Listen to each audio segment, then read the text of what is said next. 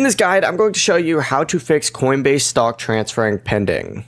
This is Aiden from JustBoz, and before we get into this guide, make sure to like the video and subscribe to the channel with all notifications on. It really does help with the channel, and it lets us know that you want more content like this, so we greatly appreciate it. If at any point throughout this guide you did have any questions, just ask them down in the comment section below, and we can help you out further. I'm going to be doing my best to reply to every single comment down there. Begin by opening up Coinbase, and you need to go to transaction history. And once you open up your transaction history, go ahead and select the stock transfer to view its current status, originating brokerage, and initiation date. Most transfers into Coinbase use ACATS, which is ACATS, and take around 3 to 5 business days after your old brokerage accepts that request. Weekends and market holidays do not count as business days, and while the transfer is processing, some of the affected stocks may be temporarily unavailable for trading.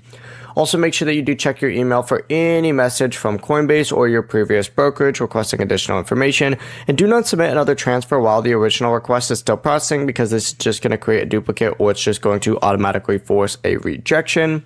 Fractional shares may be sold by your old brokerage so that the cash from those shares can arrive separately from the whole shares. And if more than 5 business days have passed, open up the transfer in transaction history, select contact support, and then you may also need to contact your old brokerage to confirm that they accepted and released the assets. Most of the time, it's the old brokerage that causes an issue. Before you do leave, make sure to like the video and subscribe to the channel with all notifications on. It really does help with the channel, and it lets us know that you want more content like this. We'd greatly appreciate it. And if at any point throughout this guide you did have any questions, just ask them down in the comment section below, and we can help you out further. I'm going to be doing my best to reply to every single comment down there. Peace.